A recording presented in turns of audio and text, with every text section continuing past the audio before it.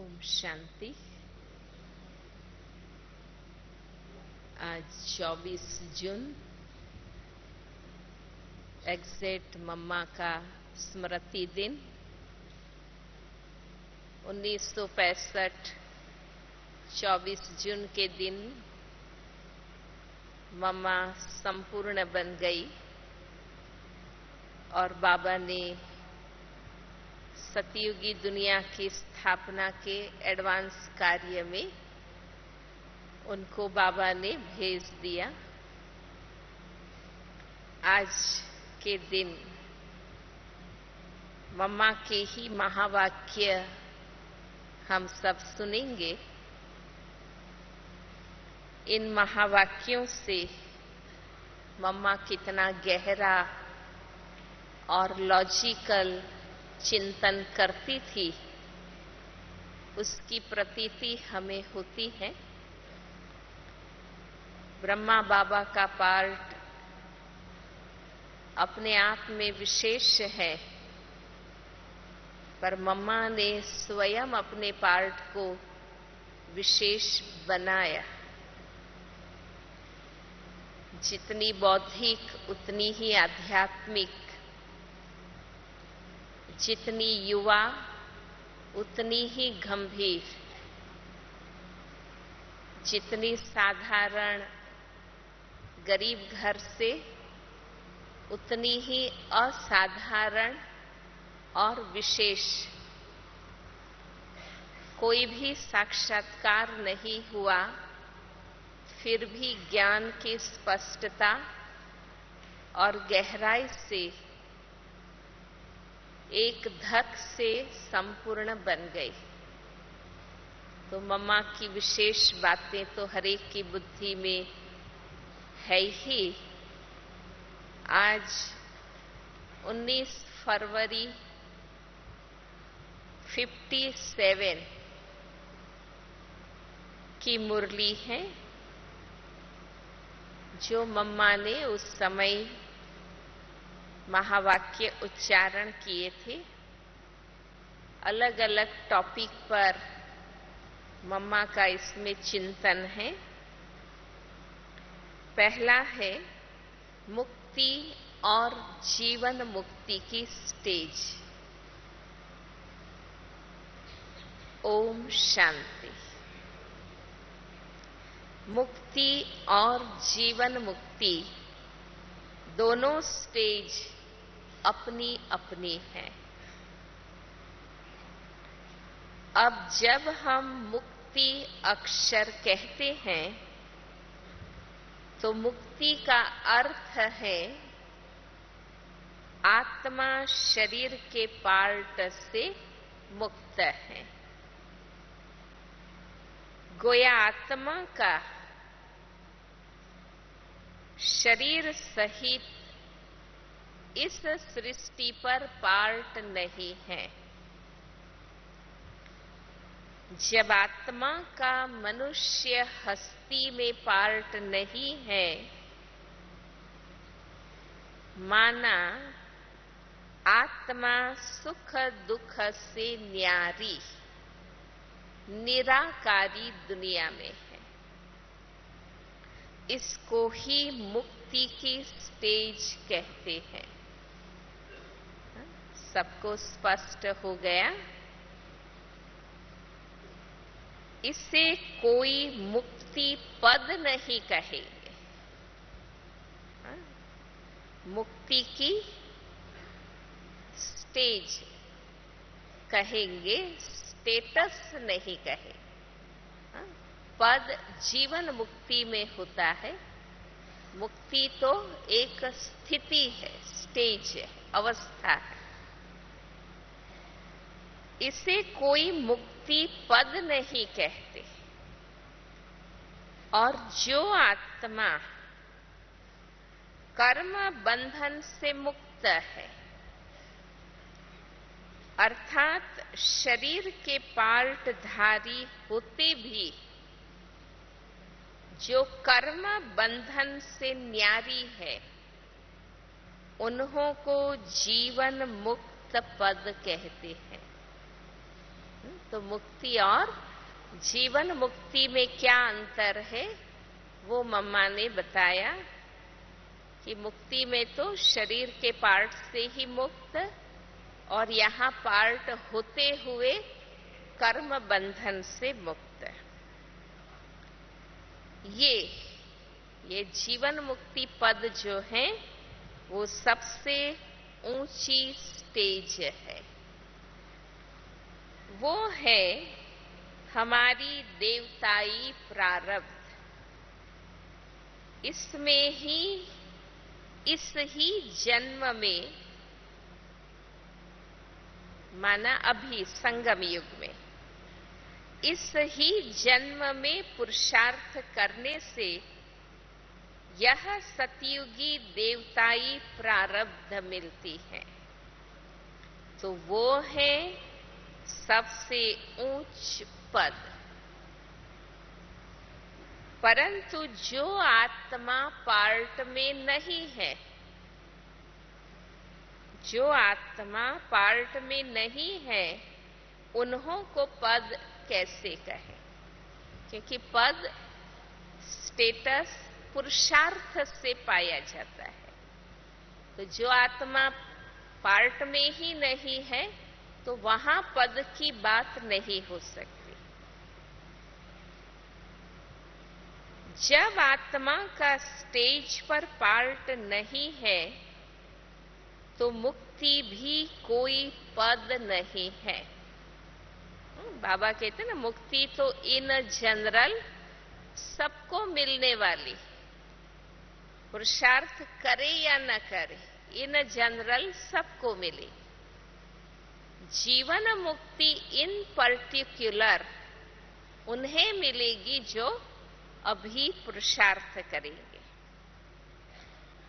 अब इतने जो मनुष्य संप्रदाय हैं वो कोई सबके सब सतयुग में नहीं चलते, क्योंकि वहां मनुष्य संप्रदाय कम रहती।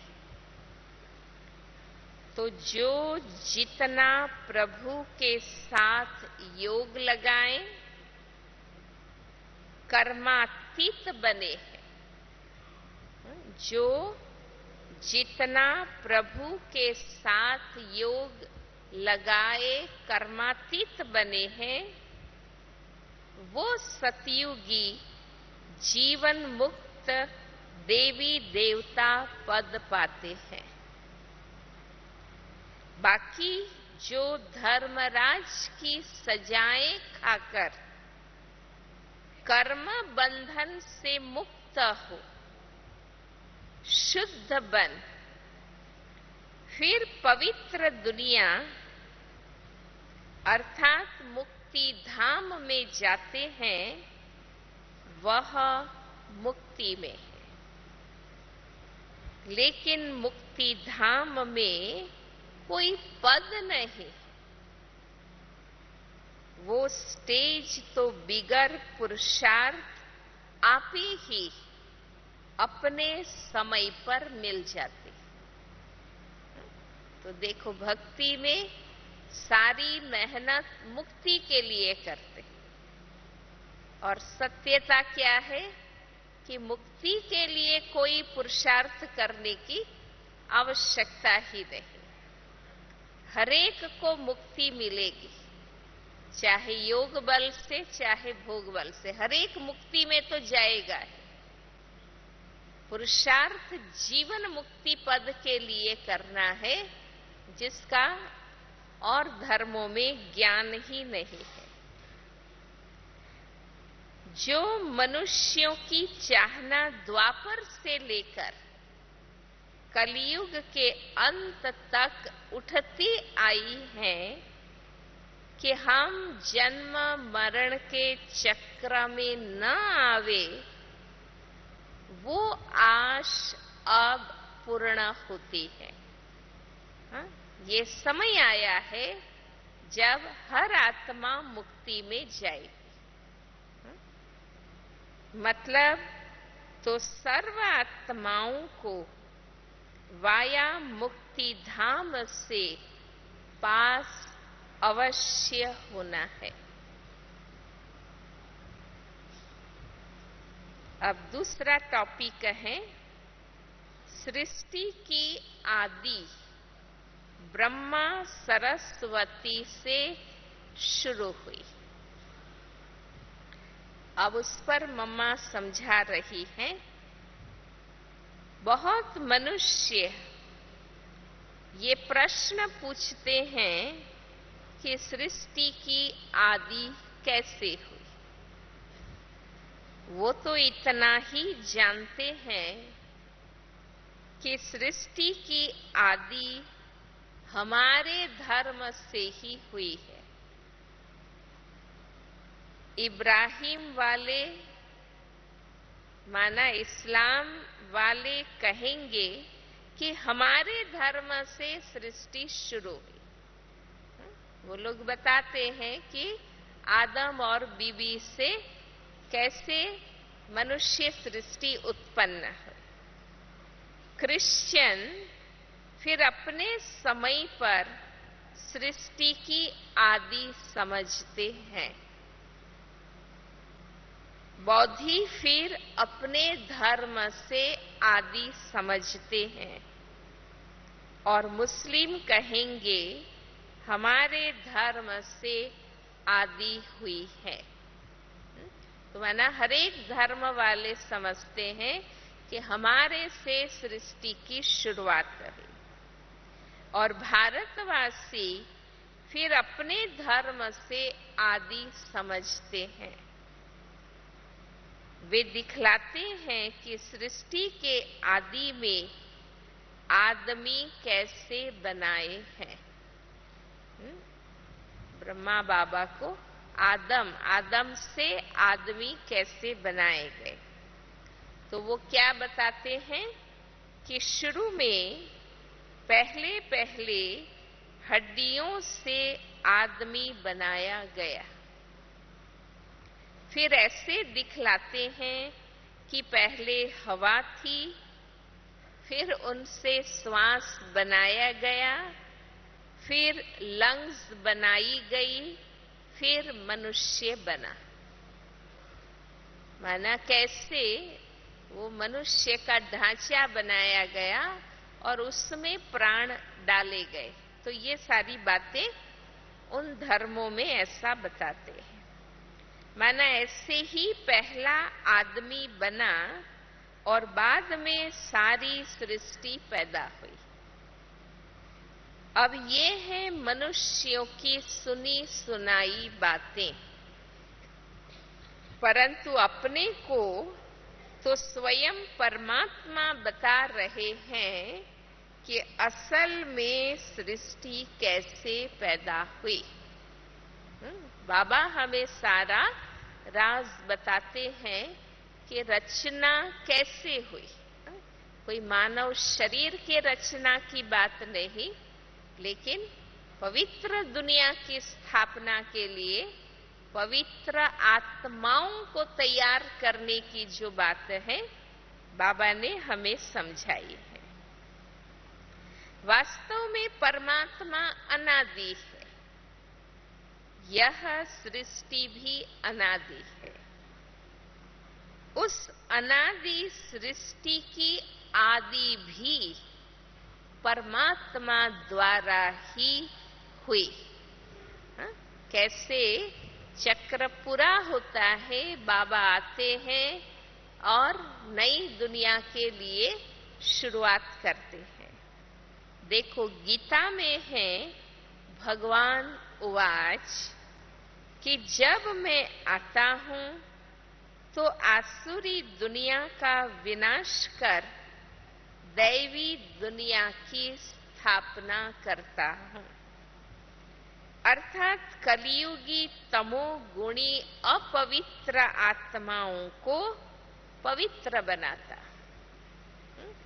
तो शरीर की रचना नहीं, लेकिन शरीर में जो चैतन्य आत्मा है उनमें सतयुगी संस्कारों की रचना करते हैं, स्थापना करते हैं।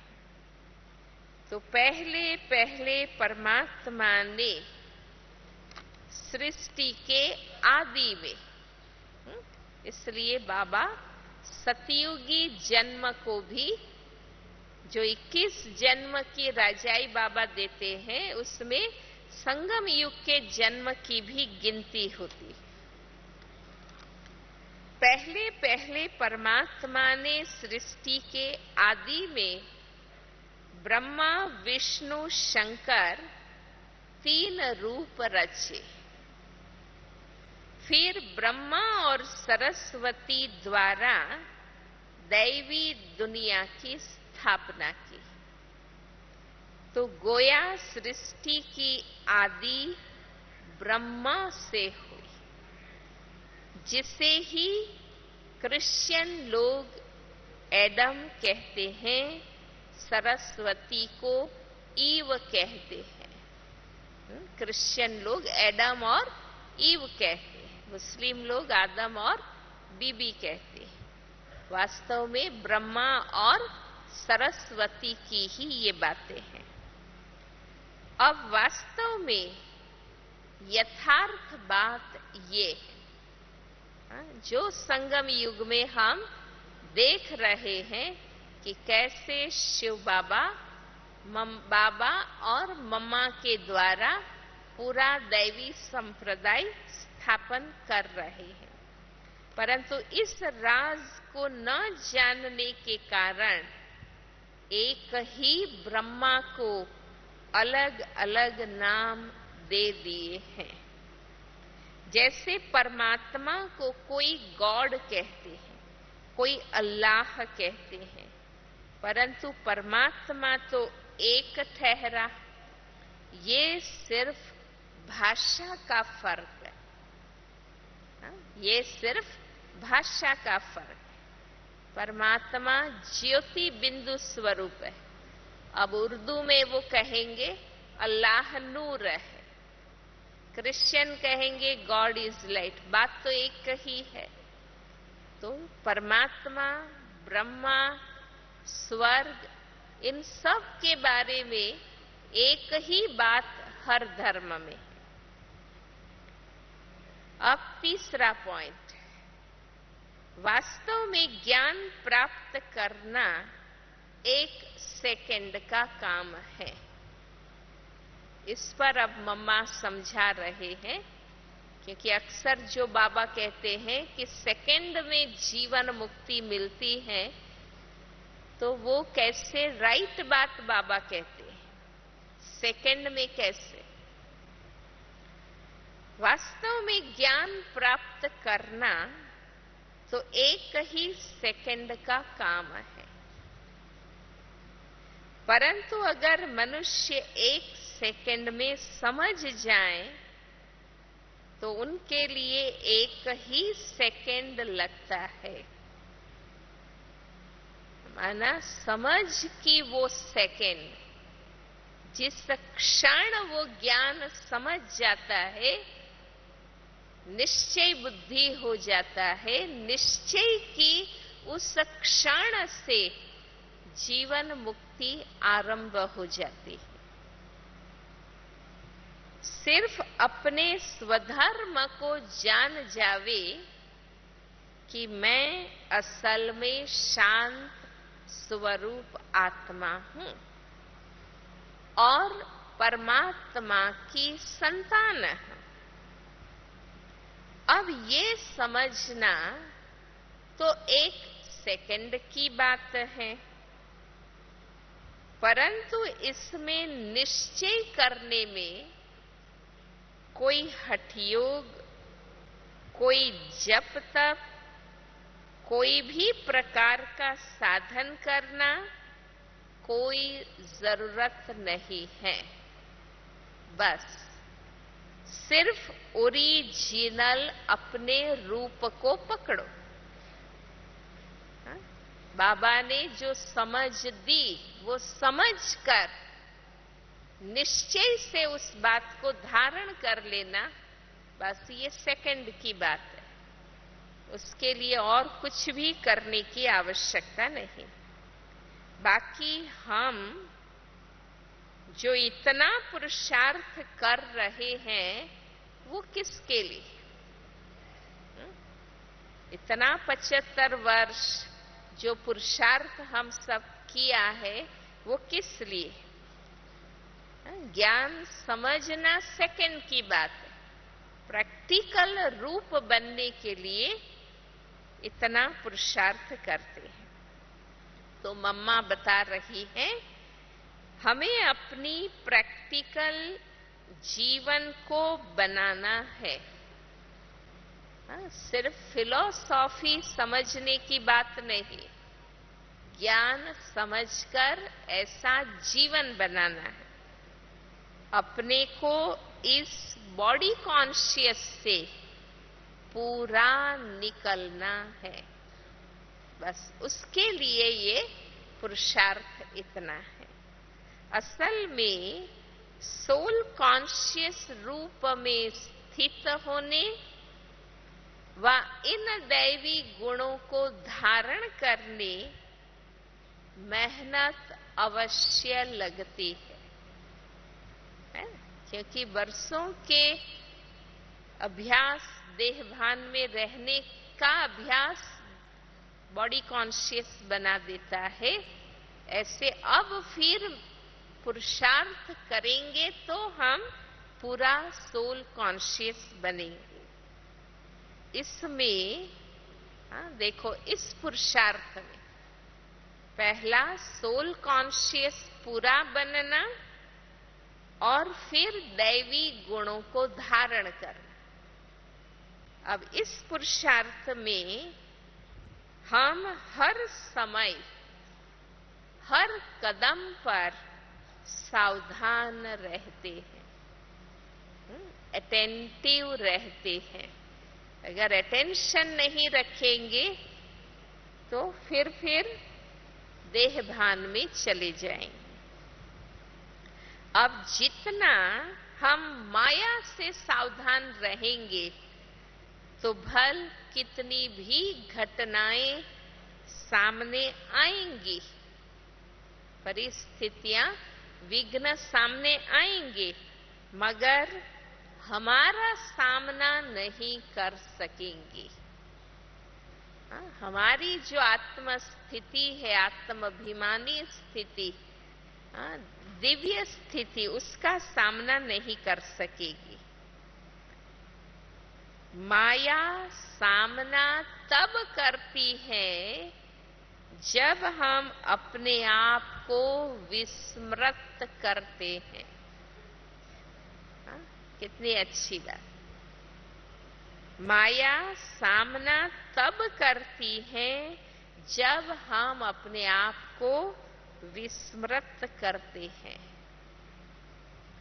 अब ये जो इतनी मार्जिन है वो सिर्फ प्रैक्टिकल लाइफ बनाने की है, बाकी ज्ञान सेकंड की बात है। अब चौथे पॉइंट पर मम्मा समझा रही हैं, यह ईश्वरीय ज्ञान कोई अपनी मत का ज्ञान नहीं,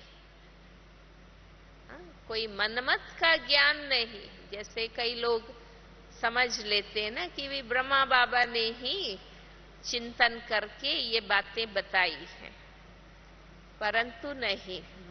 देखो मम्मा क्या कहती है, ये अपना ईश्वरीय ज्ञान अपनी बुद्धि से नहीं निकला हुआ है, न कोई अपनी समझ अथवा कल्पना है या संकल्प है,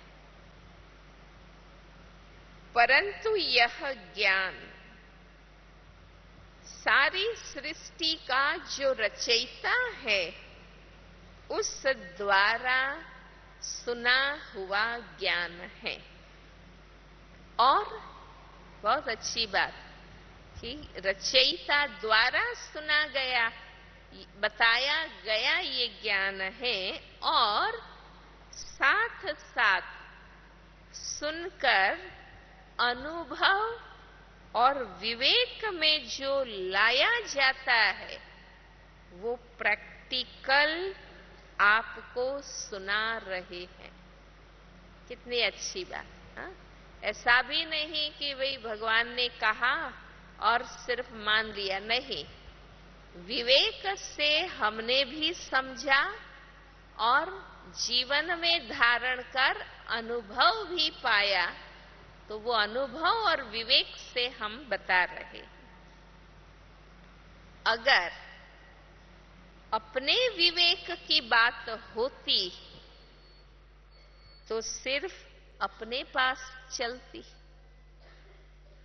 परंतु ये तो परमात्मा द्वारा सुन विवेक से धारण करते हैं, जो कितनों को स्वीकार हो रहा है।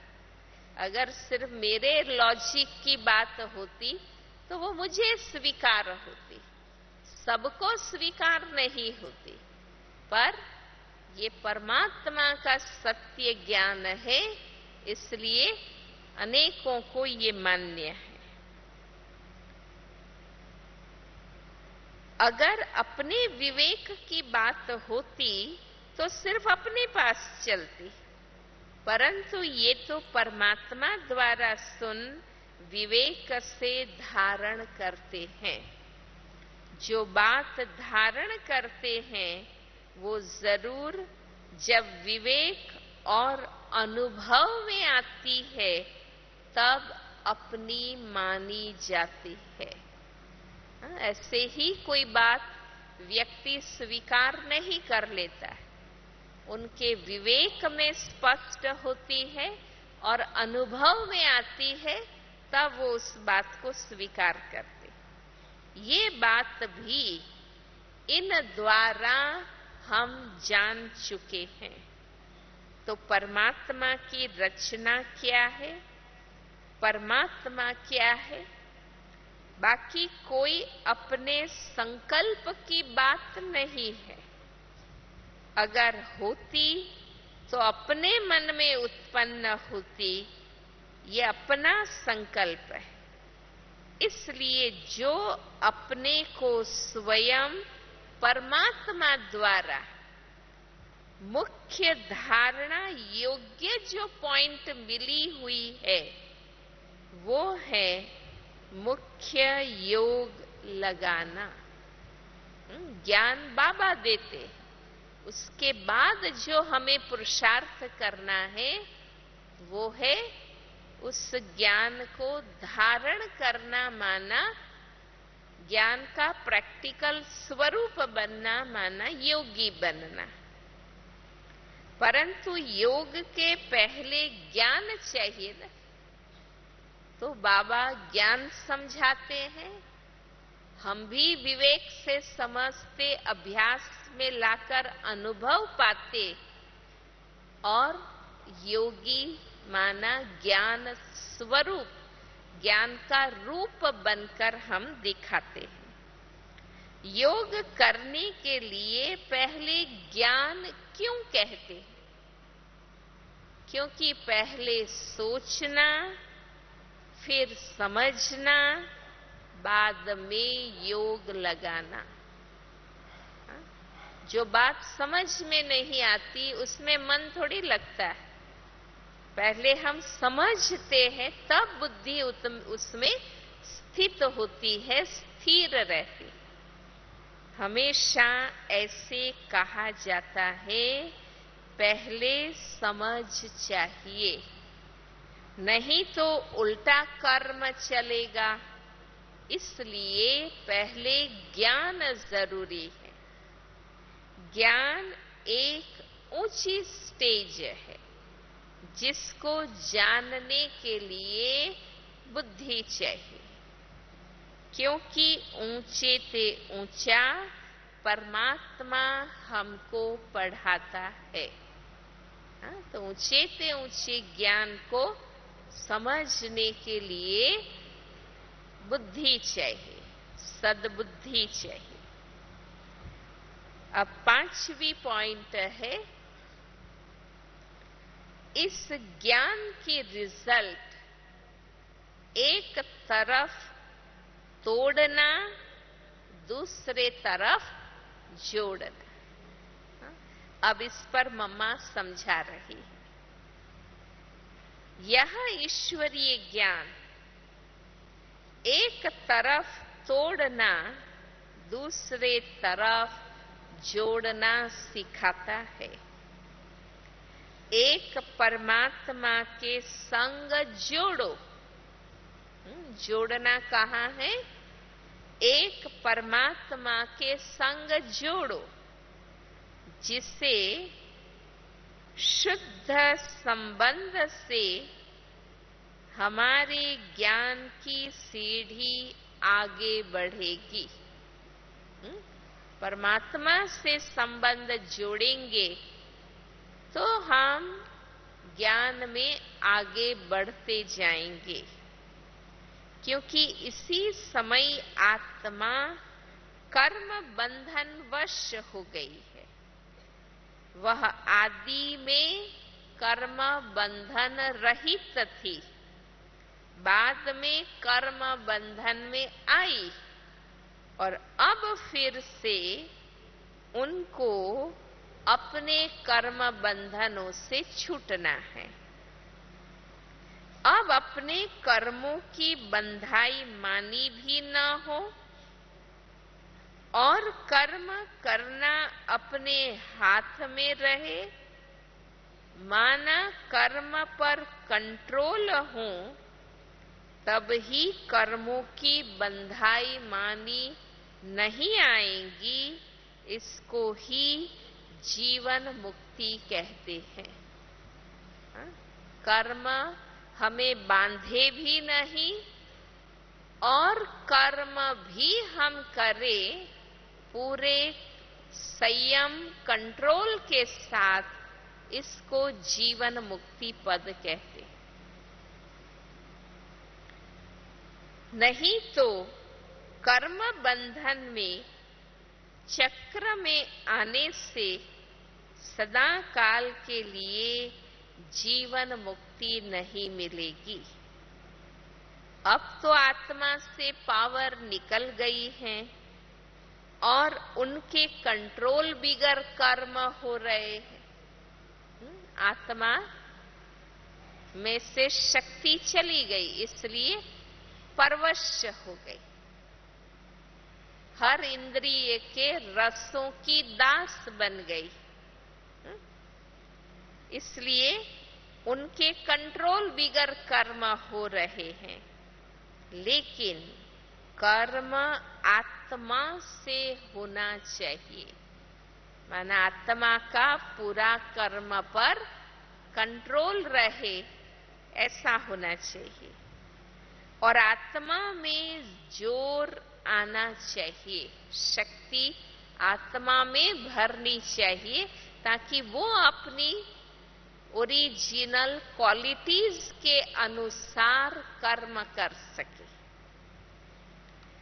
और कर्मों को इस स्थिति में लाना चाहिए जो कर्मों की बंधाई मानी न रहे, नहीं तो मनुष्य दुख सुख के लपेट में आ जाते हैं, क्योंकि कर्म उन्हों को खींचता रहता है।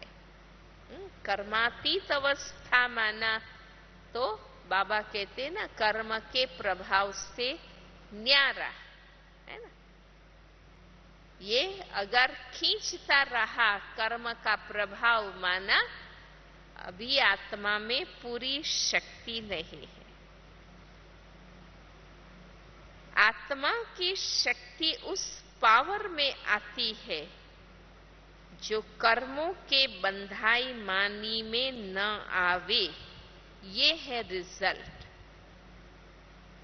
अच्छे श्रेष्ठ कर्म करें हम तो भी निमित्त भाव से, और किए हुए कर्मों की भोगना अगर चुकते करते हैं उसमें भी न्यारे होकर, तो कहेंगे कि कर्म बांधते नहीं हैं। ये रिजल्ट आनी चाहिए। इन बातों को धारण करने से सहज हो जाएगा। इस क्लास का मकसद यही है। बाकी अपने को कोई वेद शास्त्र पढ़कर डिग्री हासिल नहीं करनी। हाँ? कोई विद्वान पंडित बनने की बात नहीं है। ज्ञान का सार प्रैक्टिकल जीवन मुक्त स्थिति बनाना, यही हमारा मुख्य पुरुषार्थ है। इस ईश्वरीय ज्ञान से अपने को अपनी जीवन बनानी है, जिस कारण ईश्वर से वो शक्ति लेनी है। हाँ? कितना अच्छी बात मम्मा ने बताई कि हमारा लक्ष्य क्या है? ज्ञान से जीवन बनाना। ज्ञान बाबा ने दिया, उससे हमें जीवन बनाना है, पर उसके लिए जो शक्ति चाहिए वो बाबा के साथ योग लगाने से आत्मा में आएगी। अच्छा, मीठी माँ का मीठे मीठे बच्चों को याद प्यार और नमस्ते। हाँ? मीठे मीठे बच्चों की मीठी माँ को भी याद प्यार और नमस्ते।